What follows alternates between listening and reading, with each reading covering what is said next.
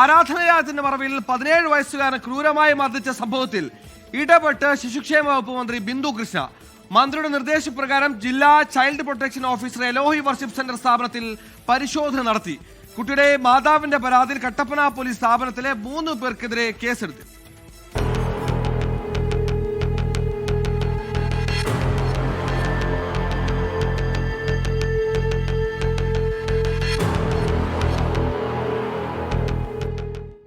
June 11-നാണ് 17 വയസ്സുകാരനെ മോഷണക്കുറ്റം ആരോപിച്ച് ഇലോഹി worship സെന്ററിലെ ജീവനക്കാർ മർദ്ദിച്ചത്.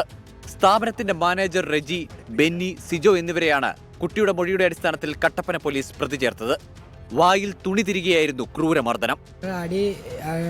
കുളിക്കാൻ പോയ ടൈമിൽ ഇവർ വന്ന് വിളിച്ചിറക്കി അടിക്കുകയും ഇതൊക്കെയായിരുന്നു ചെയ്തത്. നടുവിനിട്ടും അടിച്ചു, തുടക്കിട്ട് അടിച്ച്, കാൽവെള്ളക്കിട്ട്, കൈവെള്ളക്കിട്ടും, പിന്നെ കഴുത്തിൻ്റെ ഇവിടെ ഈ ഭാഗത്തും പുറത്തുമൊക്കെ ഇടിക്കുകയും തല കൊണ്ട് കട്ടിലെ ഇടിപ്പിക്കുകയും ഒക്കെ ചെയ്തായിരുന്നു. മോഷണത്തിൻ്റെ പേരിലാണ് ഇവർ മർദ്ദിക്കുകയും ഇതൊക്കെ ചെയ്തുകൊണ്ടിരുന്നത്. ഞാൻ ആരുടെ പൈസ എടുത്തെന്ന് പറഞ്ഞ് ഇങ്ങനെ അടിക്കുകയും ഇതൊക്കെയായിരുന്നു ചെയ്തത്. സ്ഥാപനത്തിന്റെ പേര് നഷ്ടപ്പെടുന്ന വിധത്തിൽ വിവരം പുറത്തറിഞ്ഞാൽ കുട്ടിയെ വകവരുത്തുമെന്ന് ഭീഷണിപ്പെടുത്തി.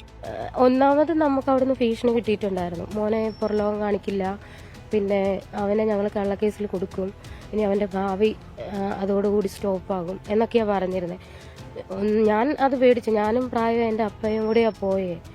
അപ്പോൾ ശരിക്കും ഞാൻ പേടിച്ചു. എനിക്ക് മോനെ എങ്ങനെയും കൊണ്ടുവന്നാൽ മതിയെന്നേ ഉണ്ടായിരുന്നുള്ളൂ. കുട്ടിക്ക് തൊഴിലധിഷ്ഠിത പഠനവും താമസവും നൽകാമെന്ന് പാസ്റ്റർ ബിനു വാഴമുട്ടം ഉറപ്പ് നൽകുന്ന ദൃശ്യങ്ങളും പുറത്തു വന്നു. പോയിട്ട് എത്ര കാലമായി? 12 വർഷമായി. ഇവരെ കഷ്ടപ്പെട്ട് വളർത്തുക. 10ാം ക്ലാസ് വരെ പഠിക്കണ്ടേ? വേണോ? ഇവനെ ഇവിടെ ഏൽപ്പിച്ചിട്ട് പോക്കോ, കേട്ടോ? ഇവിടെ നിർത്തിയേരെ, ഞങ്ങൾ അവനെ പഠിപ്പിച്ചോളും. പാസ്റ്റർ ബിനുവിനെതിരെ ഗുരുതര ആരോപണങ്ങളുമായി ഓമല്ലൂർ പഞ്ചായത്ത് പ്രസിഡന്റ് ആതിര രംഗത്തെത്തി. ഇവിടെ വന്ന് കണ്ടപ്പം എല്ലാവരുടെയും അവസ്ഥ വളരെ ദയനീയമാണ്.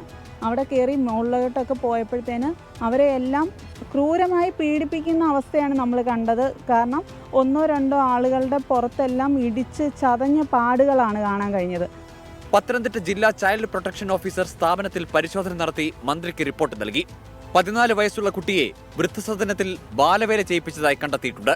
കോട്ടയം സ്വദേശിയായ 17-കാരനെ വൃദ്ധസദനത്തിൽ നിന്ന് രക്ഷപ്പെടുത്തുകയും ചെയ്തു. 24 ഇടുക്കി.